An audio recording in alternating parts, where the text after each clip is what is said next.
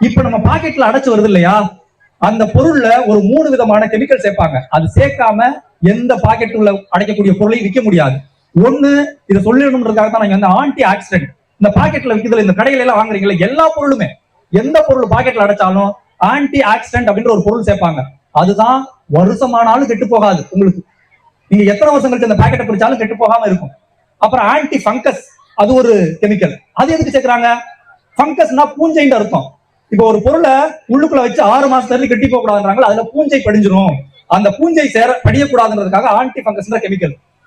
அதனுடைய சுவை, மனம் இல்லையா, இப்ப ஊர்காலாம் நம்ம செஞ்சோம்னா 30 நாள்ல ஏதாவது ஆயிடுது. ஆனா அவன் கொடுத்தா 3 வருஷம் ஆனாலும் அப்படி இருக்கு.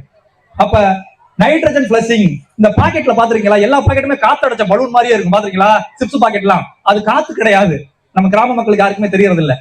கிராமத்துல இருக்கிறவங்க தான் ஆரோக்கியமா வாழணும்னு அந்த காலத்துல சொல்லிட்டு இருக்கோம். ஆனா இப்ப மருத்துவமனையை நோக்கி அதிகமா போயிட்டு இருக்கிறது யாருன்னா கிராமத்துல இருக்கிறவங்க தான். ஏன்னா நமக்கு விழிப்புணர்ச்சி இல்ல. நகரத்துல இருக்கிறவங்களுக்கு எல்லாம் விழிப்புணர்ச்சி வந்துருச்சு. நானும் இப்பவும் இதே மாதிரியான கிராமத்துலதான் இருக்கேன். உரத்தூர் வெறும் 100 வீடு தான், டீ கடை கூட கிடையாது. உங்க ஊராவது ரொம்ப பெரிய ஊரா இருக்கு. அந்த கிராமத்துலதான் இருக்கேன். கிராம மக்களுக்கு இந்த விழிப்புணர்ச்சி இல்ல. அந்த நைட்ரஜன் பிளஸிங்னு ஒரு கேஷ் அடைக்கிறாங்க, அது காத்து கிடையாது. இப்படி 3 கெமிக்கல் அடைக்கப்பட்டுதான் எல்லாமே விற்கிறாங்க. நீங்க ஏதாவது ஒண்ணு சொல்லுங்கன்னா, பிஸ்கட் பாக்கெட்ல இருந்து சிப்ஸ் பாக்கெட்ல இருந்து எந்த பொருள் அடைக்கப்பட்டிருக்கோ அது எல்லாமே இந்த கெமிக்கல் அடைக்கப்பட்டுதான் விற்குது. இதைத்தான் வாங்கி நீங்க உங்க குழந்தைகளுக்கு கொடுத்துட்டு இருக்கீங்க. அந்த காலத்துல குழந்தைகள் ஆரோக்கியமா இருந்தாங்க. இப்ப ஏன் ஆரோக்கியமா இல்லைன்னா, நீங்க வாங்கி கொடுக்கறது எல்லாமே கடையில. வீட்டுல யாராவது தீன்பண்டங்கள் செய்யறீங்களான்னு உறுதிப்படுத்துங்க. நம்ம ஆளுங்க சாப்பிட்ட கடலை மிட்டாய், எள்ளு மிட்டாய், வீட்டுல கொடுக்குற ரொட்டி, கேப்பர் ரொட்டி, இது மாதிரியான உணவுகளை எல்லாம் அம்மாக்கள் நீங்களா வீட்டுல செஞ்சு கொடுத்தா மட்டும் நம்ம இளைய தலைமுறையை காப்பாற்ற முடியும். இந்த பெரிய பெரிய நிறுவனங்கள் எல்லாம் பணத்தை எப்படியாவது நம்மள்ட்ட இருந்து புடுங்கணும்னு தான் உணவுப் பொருளை செஞ்சு கொடுக்குறாங்க. நம்மளாம் ஆரோக்கியமா இருக்குன்றது அவங்களோட வேலை கிடையாது. இந்த பொருளை எப்படியாவது வித்துறணும், இந்த பொருளை எப்படியாவது குழந்தைகள் வாங்கி சாப்பிடணும்.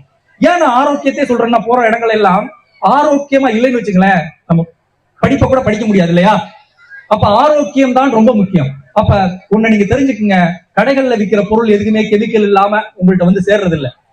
நிறைய குழந்தைகளுக்கு, நிறைய பெரிய ஆளுகளுக்கு வரக்கூடிய எல்லா பிரச்சனைகளும் இப்ப குழந்தைகளுக்கு வருதுன்னா அதுக்கு நீங்க கொடுக்குற கடையில வாங்கி கொடுக்குற தீன்பண்டங்கள் தான். அப்ப அம்மாக்கெல்லாம் ஒரு முடிவு எடுக்கணும், இனிமே நாம கடையிலேயே தீன்பண்டத்தை வாங்கி கொடுக்க கூடாது. அந்த செயலை மட்டும் நீங்க செஞ்சீங்கன்னா உங்க குழந்தைய தூக்கிட்டு ஆஸ்பத்திரிக்கே போக மாட்டீங்க.